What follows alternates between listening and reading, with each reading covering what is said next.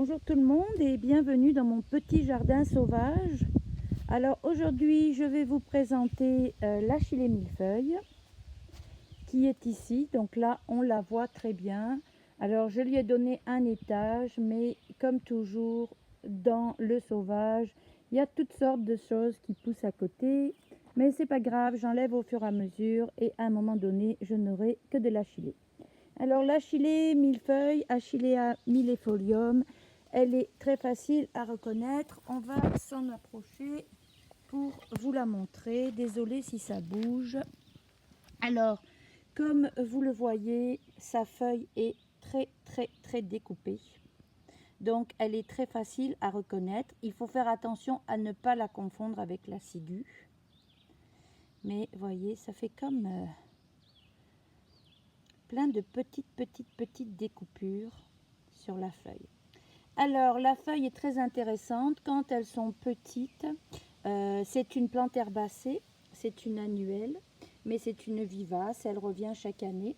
Elle se développe par rhizome, donc c'est pour ça, vous voyez, elles sont toutes à côté et elles conquièrent des espaces. Alors ce qui est intéressant quand on a du sauvage, c'est que c'est pas comme dans un jardin cultivé, c'est que la compétition est plus difficile pour se développer. Alors ici on peut voir qu'elle est en capitule et en corymbe. Alors pourquoi en corymbe? Alors vous voyez ici que effectivement elle a comme plein de petits parapluies, mais tous les petits parapluies ont des tailles différentes et partent à des endroits différents. Donc ce n'est pas une ombellifère, c'est une astéracée. Voilà. Donc les fleurs sont en capitule. Alors on va aller voir des fleurs. Bon, il y a beaucoup de soleil aujourd'hui, je ne sais pas le focus. Voilà. Donc après, à chaque fois, c'est un ensemble de fleurs. Voilà. Ce qu'on pense pour une fleur est un ensemble de fleurs. Donc ce sont des capitules. Voilà, si vous goûtez les feuilles du bas, ben, quand elles sont petites, avant la floraison, mais on pourrait les manger aussi en ce moment. Elles sont très agréables pour épicer une omelette ou une salade. Par contre, on n'en met vraiment pas beaucoup parce qu'elles sont très goûteuses. On utilise énormément l'achillée millefeuille pour les propriétés de ses sommités florales qu'on va aller cueillir et sécher.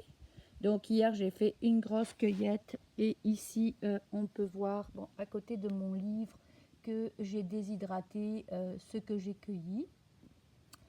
Alors elle est utilisée, c'est une digestive, donc on peut la prendre avant le repas pour améliorer sa digestion.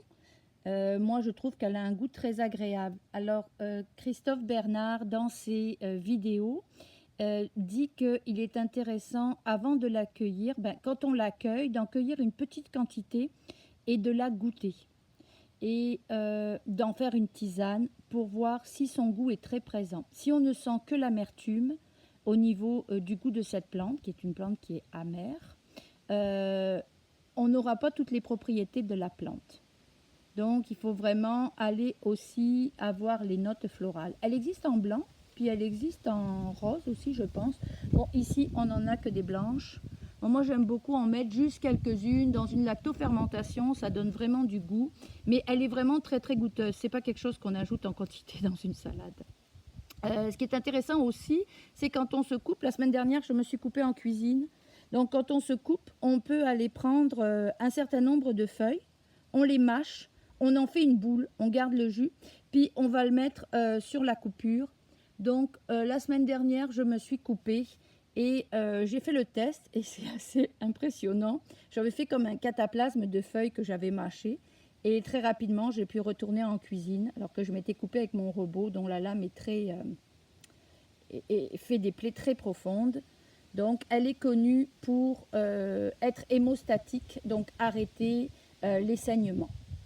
Elle a différentes propriétés, vous irez voir toutes les propriétés. Comme je dis souvent, je n'ai pas de formation en herboristerie, je lis, je connais les propriétés, mais je vous laisse consulter une vidéo de Christophe Bernard par exemple sur l'Achillée millefeuille. Son nom vient de Achille. Elle est citée dans des textes de Pline. Pline dit que Achille utilisait cette plante pour soigner les plaies de ses soldats.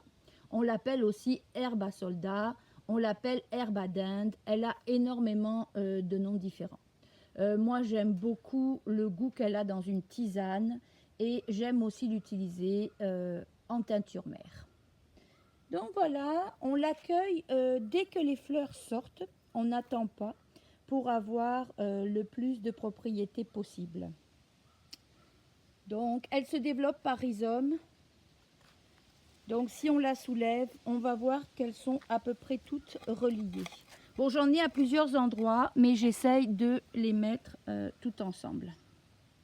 Voilà. Alors ici, je vous montre ce petit livre. Beaucoup de gens me disent quel type de livre acheter. Il y a énormément de petits livres qui sont très pratiques. On voit d'ailleurs sur la couverture le dessin de l'Achillée millefeuille. Ce sont des livres qui permettent vraiment d'apprendre le nom des plantes et aussi à les utiliser. Rien de fancy dans ces livres. Par contre, on peut les amener en sortie. Donc, vous voyez, on a un dessin, on a une description, on a souvent une posologie pour savoir comment l'utiliser en tisane. Comme par exemple, pour l'Achillée millefeuille, on propose 20 à 30 grammes par litre d'eau. Soit à peu près, moi je mets à peu près 5 grammes dans une tasse.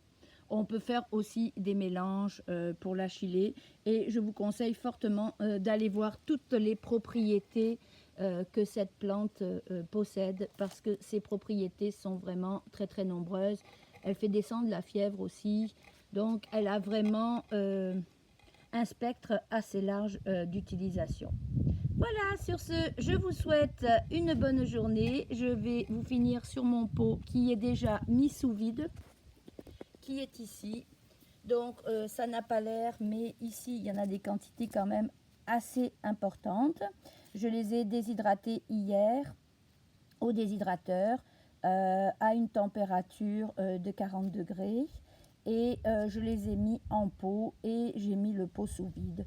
Je vais sûrement faire un deuxième pot que je vais utiliser ensuite pendant toute l'année pour mes tisanes ou quand il ne sera plus le temps des cueillettes, je pourrai aller faire mes macérats ou mes teintures mères.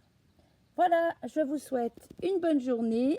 C'était l'Achillée millefeuille et la prochaine fois, je vous proposerai une autre plante. Au revoir et bonne journée.